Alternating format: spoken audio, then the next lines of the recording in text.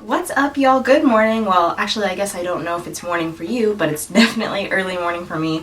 I actually have my coffee right here. Got my Starbucks. It's actually just Starbucks that I brewed at home in my Keurig, but I put it in my Starbucks cup, so basically Starbucks, right? So I'm back today with my 4th episode of Good News Tuesday. I have a lot of great news for you guys today, so I say let's just go ahead and get into it.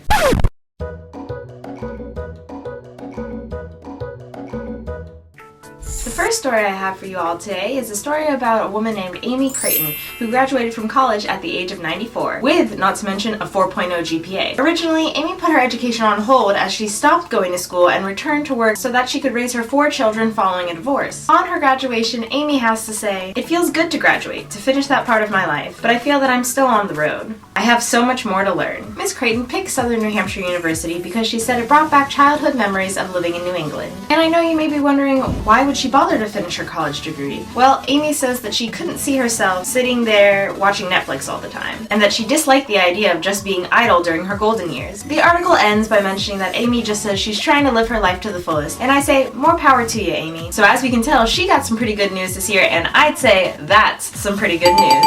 The next piece of good news I have for you actually comes as a reminder. Now, many of us know of Miss Dolly Parton for her country singing, her over-the-top hair, or over-the-top other things.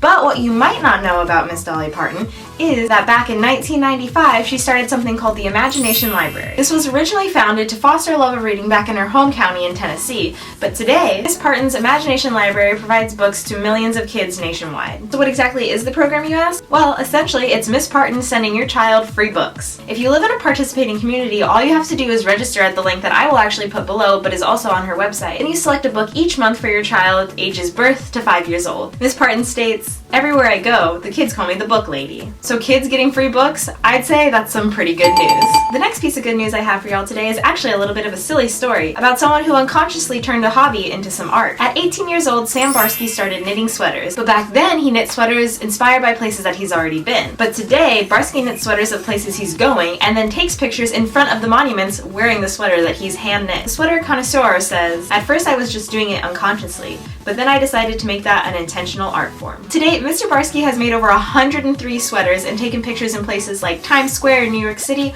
all the way to Stonehenge in England. Mr. Barsky mentions that he can draw inspiration from almost anything around him, even something like these telephone wires. But now, after posting these to the internet and almost going viral, Barsky is not just bringing himself enjoyment, but bringing enjoyment worldwide. So I'd say that's some pretty good news.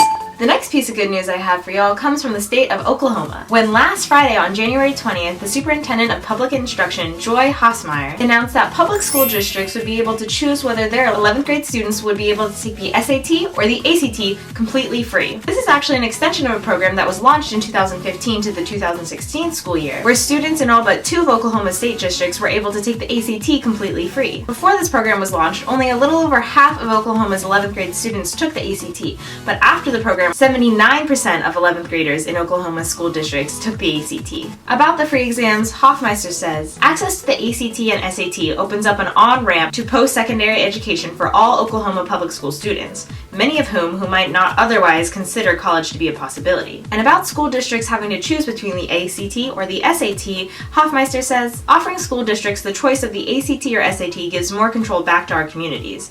Districts are more likely to know the individual needs of their students and which tool will best serve their kids." I think this is an awesome idea and improvement for any school district, so I'd say that's some pretty good news. The next piece of good news I have for you guys is all about teeth.